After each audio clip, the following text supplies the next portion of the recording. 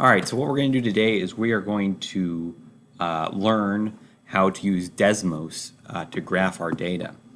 So the first thing we're going to do is we're going to go to desmos.com/calculator, and we're going to get this empty graph paper here. And the first thing I want to do is a graph never makes any sense unless we know what it is that we're graphing. And so the first thing that I'm going to do is I'm going to label my x and y axes. The way I do that is I'm going to click this wrench that says graph settings, and let me move my face so that you can see it.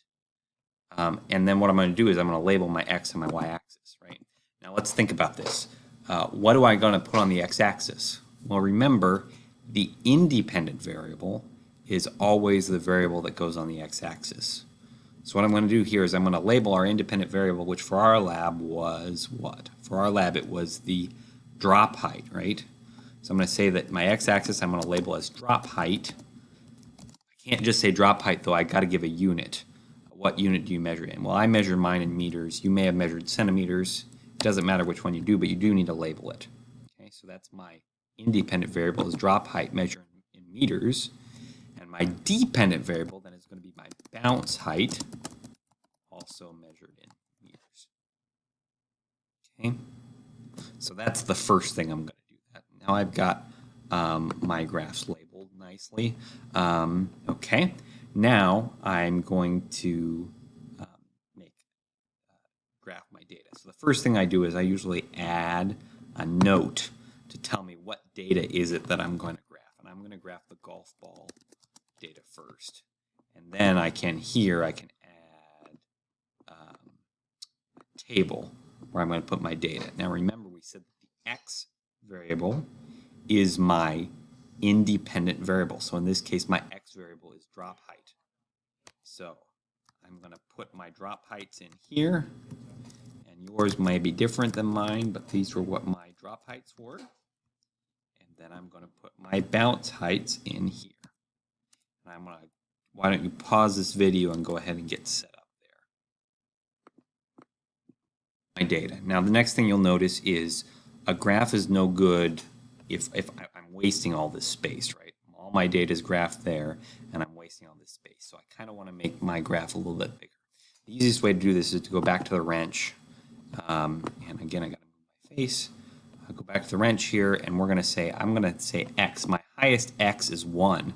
So I usually go a little higher than my highest x, so maybe I'll go to 1.2, but I'm going to go from maybe 0 to 1.2. You'll actually notice if I do 0, the axis is right here at the edge, so sometimes I make the 0 just a little bit negative, not that negative, just enough that I can kind of see my axis here, right? And same, my biggest y value is what, 0.845? So I'm going to make my y go up to 1 and maybe go down to negative 0.1 or something. And now we've got a case where my graph is filling the page. Perfect. Okay. The next thing you're going to want to do you're going to want to repeat this for the other ball. So maybe the other ball I did was the ping pong ball. So whatever else it was, I'm going to label this for the ping pong ball and then do my data. So I'm going to do that now. Graphed both sets of data, but you'll notice that my graph is kind of a mess. I can't tell the difference. So what I'm going to do is I'm going to click this. Well, how do I do that? What I'm going to do is I'm going to click, if I want to change the color of my data, I'm going to highlight the data that I want to do, and I'm going to come up to this little gear, and I'm going to say I'm going to edit it, and then I'm going to click the color, and instead of purple, I'll just make it yellow. Right. So now you can easily tell that the pink, and I just undid it. There we go. Okay. So now you can easily tell that the purple data is my golf ball, the orange data is my ping pong ball. All right, so there's my data plotted. Now, the next thing that we're going to do is we're going to do a best fit line, which you may or may not have done before. But what's a best fit line? The idea is we've got all this data here, and we want to be able to approximate it with one number. Now, usually you do that with an average, right? You average things. But when you're taking an average, right, you take an average of numbers that you expect to be the same. These numbers are not the same, right? And we don't expect them to be the same. So how do we characterize them with one number? The way we're going to do that is we're going to draw a best fit line, okay? Now, you know the formula for a line, right? It's y equals mx plus b. So we're just going to type that in here. That's going to be the formula for a line here. But since I'm going to eventually do two best fit lines, I'm going to do something a little bit different. I'm going to call this y equals m1 because I'm also going to have an m2. And the way I do that is I do m and then this little underscore.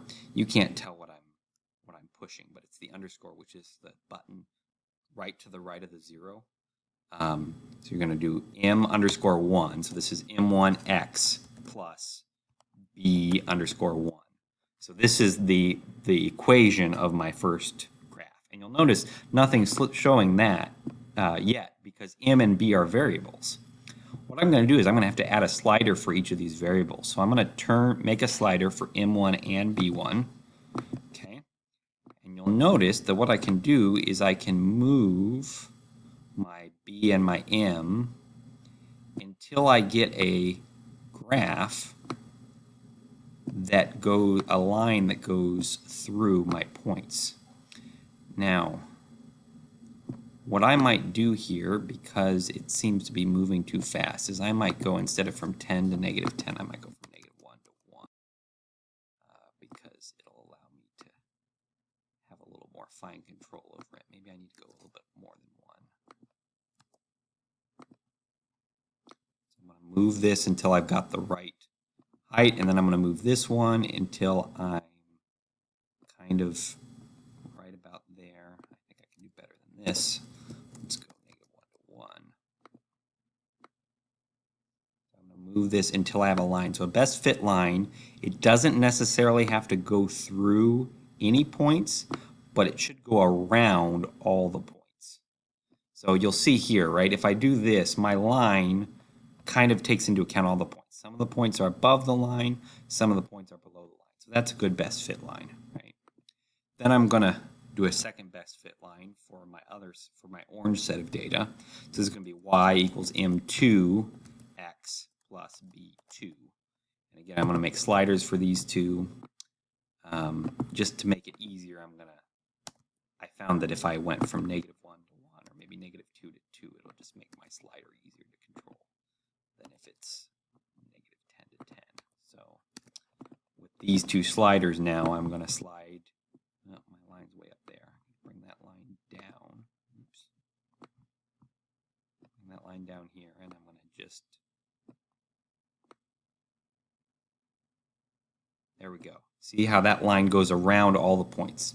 It doesn't necessarily go through any points, although it kind of goes through a few of these. But it goes around all the points. Those are good best fit lines. Okay.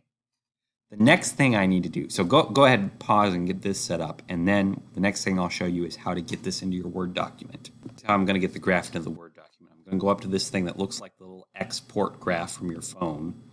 I'm going to click Share Graph, and then I'm going to export my image.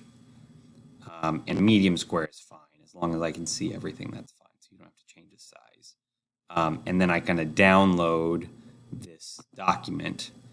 And sometimes actually, well, yeah. So this thing here is, where is it? I'm going to say show in folder. And this Desmos graph is right here. So I'm just going to copy this. So either Control C or right click, and I'm going to copy that document, and then I'm going to go into my Word document, and right here where I want to put it, I'm going to paste, and there it is. If you need to resize it, you can resize it, but there is your graph. A few other things to make sure before you get too far to do is, one, to make a legend, right? So the legend is like, what do the colors mean? So remember we had the purple dots, and you're going to say, what did we say that was? Let's see, we said that the purple dots were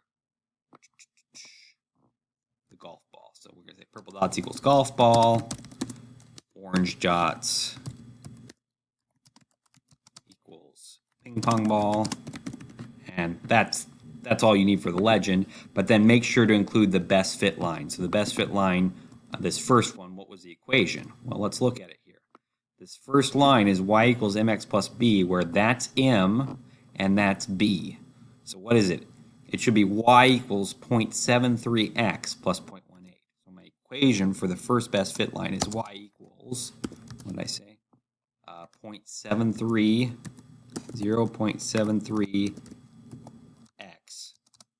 plus 0.18. That means that if I were to graph this line, it would be this one, right? And it would go through most of my data, right? The last part of the lab is going to ask you what that means, why we got those two things. But that's how you do this, and you're going to put whatever the line is for the second one. But that's kind of how you do this. So that's all I got here, and you can go ahead and finish.